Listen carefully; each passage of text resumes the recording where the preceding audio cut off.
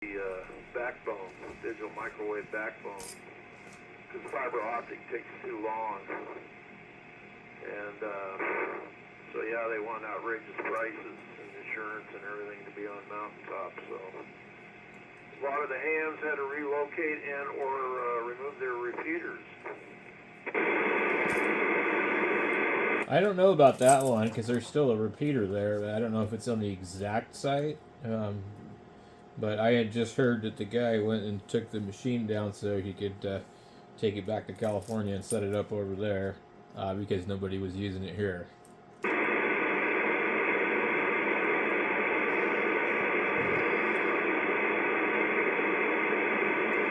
Well, the FCC really screwed up. They had one time 3 digital formats for television, and they were fighting it out in competition and everything. And, were they going to have to make receivers that got all 3 formats, right? Which would make them phenomenally expensive. Finally, the FCC stepped in and said, no, here's the standard, boys, and you're going to have to make it work with a 5 meg signal that you're allowed on the band you're on. And that was it. They made it work. They came up with MPEG-2 and reasonable compression and were able to do, digital television. So they should have just set a standard for the hams. I mean, they set a standard for every other mode, FM, AM, CW, you name it, there's a standard. But for digital voice, they didn't do that. It's stupid. If there was one standard, then everybody in ham radio would use that one standard. Yeah, I personally don't like DMR or D-Star. I think Fusion sounds the best, but it doesn't seem to be very popular around here. Oh, I agree. I was playing around with Fusion before we had repeaters. Repeaters weren't, and even before we had the ASU equipment, I was doing it on HF and VHF with computers to encode and decode. And there was a handful of us doing it. And a lot of people would hear that on a channel and go, "What the heck is that? That isn't packet radio." Yeah, I was playing with it 20 years ago. Yeah, well, the way everything is now, it's like I don't know. I guess I was surprised when ICOM came out, or Kenwood came out with a D-Star radio, because I always thought it was, like ICOM only, but I guess it's not really, and it's just another adaptation of another kind of commercial format.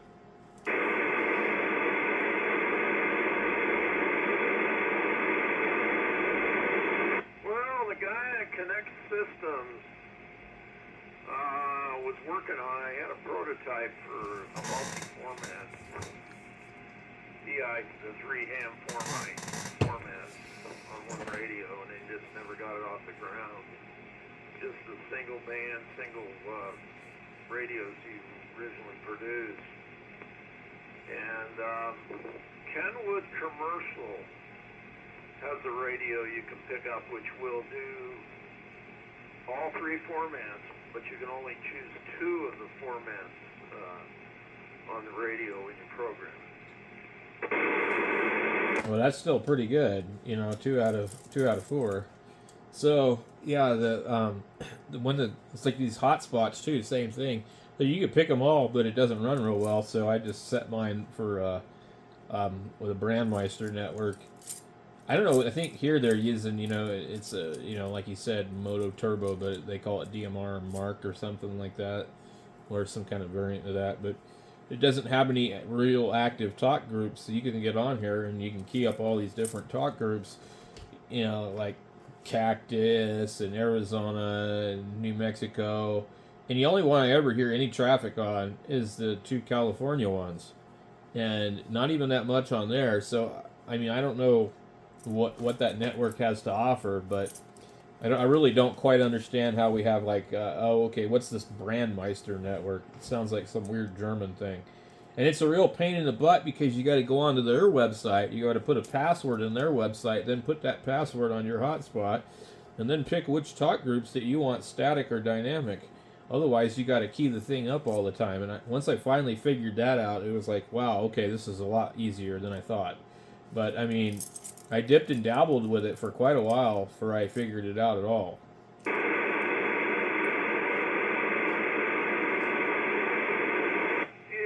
any kind of DMR, you got to get somebody to give you a hand explaining it to you. Once you get it figured out with the colors and the talk groups and everything. And a lot of the talk groups on the DMR system here are push to talk. They won't come up unless you key up and ID, and then they stay active for like 30 minutes and they disconnect. But like, I guess the most active talk group on DMR that I'm hearing a lot of people now on is talk group 2, what they call local 2, but it actually is in Mexico and all of Arizona. Yeah, the World 91 talk group on Brandmeister is like nonstop. I literally have to just turn the radio off because I've got my hotspot programmed to where it's set to run all the time. I don't have to key it up on there, but I've keyed up all these different talk groups on some of the repeaters around here, and it's just like, okay, well, you might hear something occasionally. I forget. I think it's a DCI bridge, and I'm not sure if that is a couple of different ones together at the same time, but that's the only one I've really heard anything. The LRD guy has a couple of stuff on his. I've talked to him on here before. And then there's some guy here in town, and he's got one set up, and I'm not sure if everything is completely advertised on Repeater Book exactly how it is, because some of the stuff I just can't get it to work. Yeah,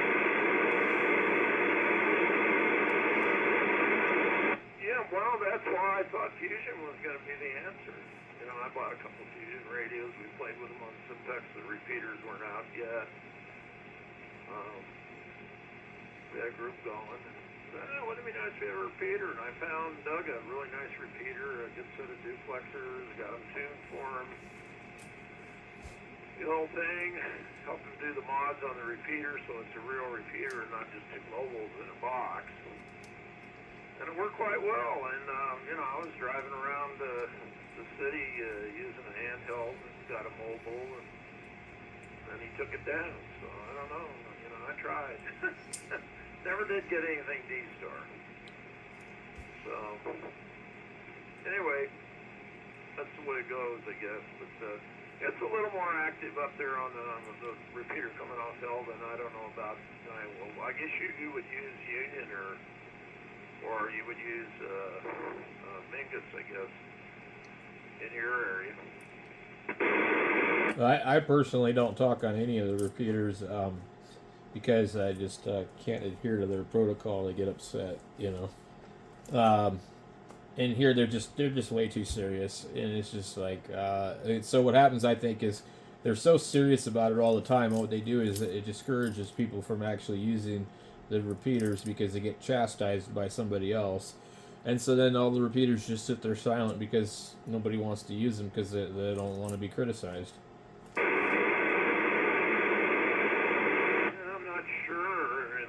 Your radio program wrong or something. I know if you have your radio program incorrectly, it fouls up the system. That might be what you're talking about. Oh, I was talking about the analog stuff, you know. Well, I don't know what group you're talking about, but the DMR up here is open. It's an open system. Yeah, no, I'm just talking about like the local analog repeaters, like you got, you know, all the ones on Minkus and Union and Mount Francis, and heaven forbid if you use their repeaters for anything other than their nets, or you know, you're not one of the people that goes out to the repeater sites and does stuff.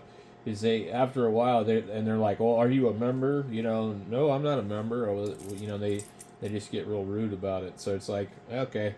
And that's kind of been the norm I've seen everywhere. I've lived all over the place. So I just don't talk on repeaters. Oh, okay. All down where you live, I'm not trying. Are you talking about all of Arizona, or down where you live, or what? I've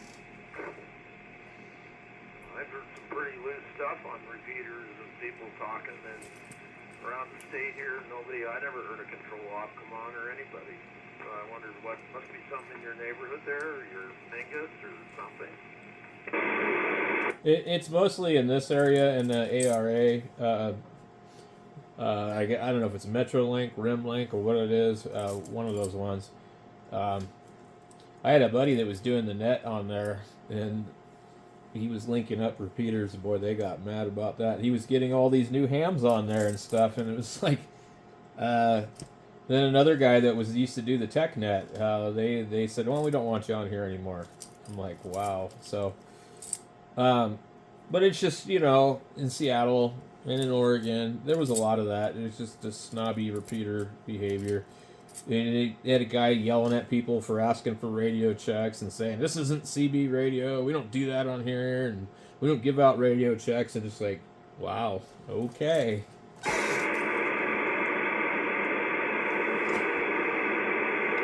Yeah, I've never heard that up here. I'm glad I'm up here then. I never heard that up here.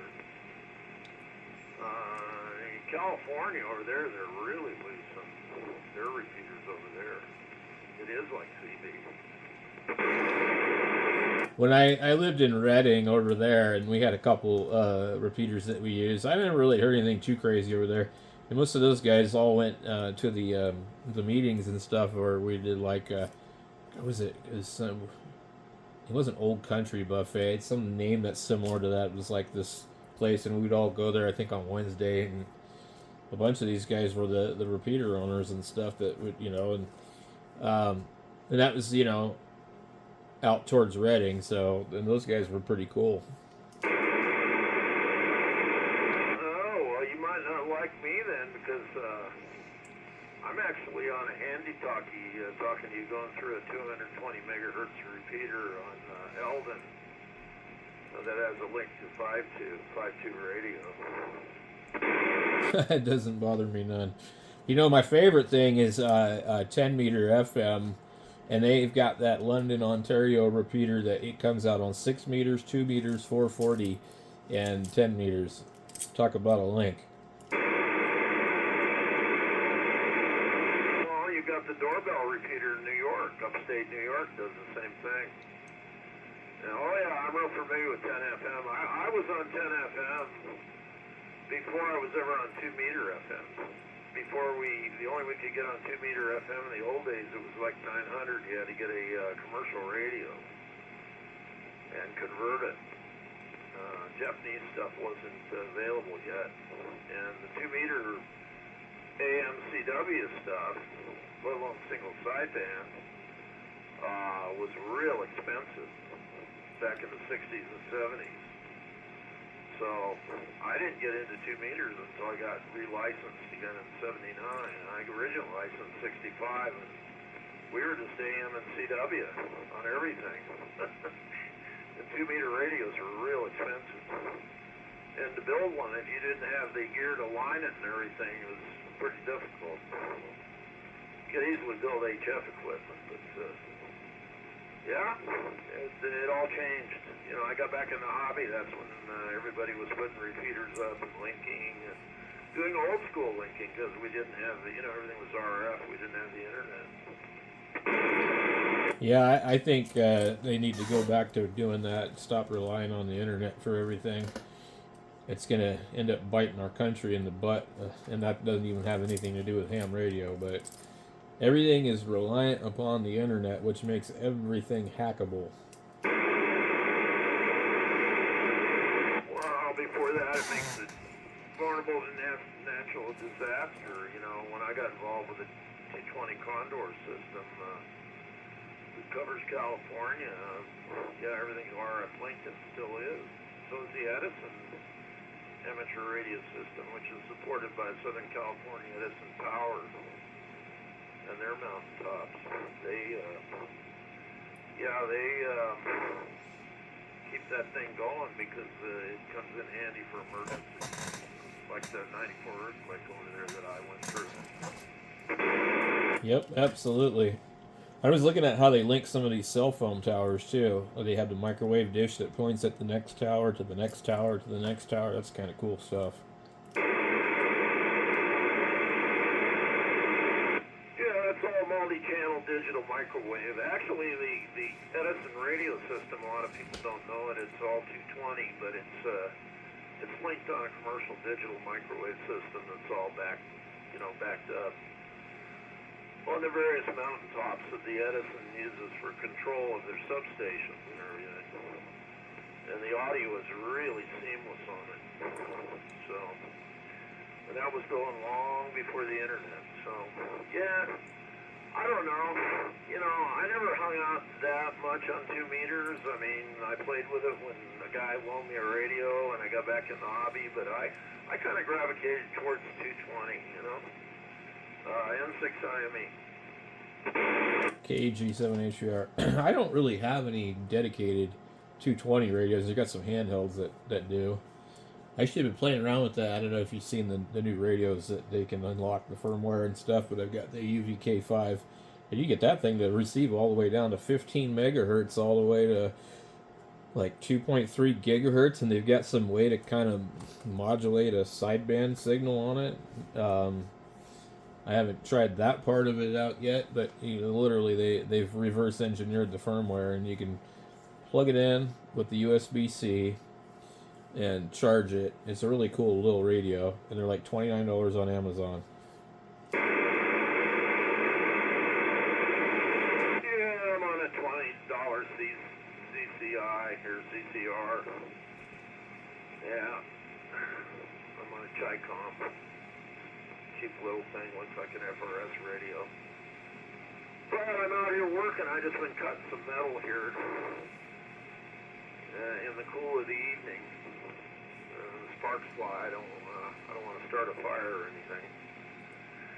Yeah, I got my recycles going out tonight, so I throw the scrap, the waste away. So, and I heard you give a yell, so I thought I'd go back to you. So.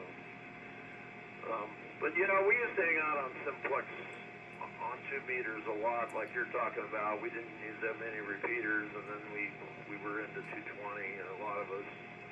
I built several 220 repeaters and 6 meters also. I built a couple of 6 meter repeaters also. Single site, single antenna. Oh, very cool. Yeah, there was the 6 meter repeater I used to get into over there at Mount Shasta.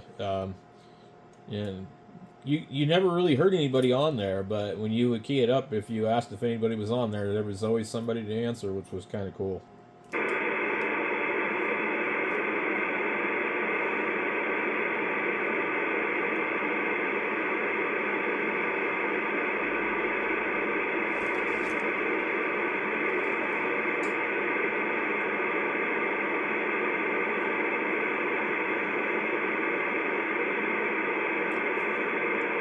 Where it went.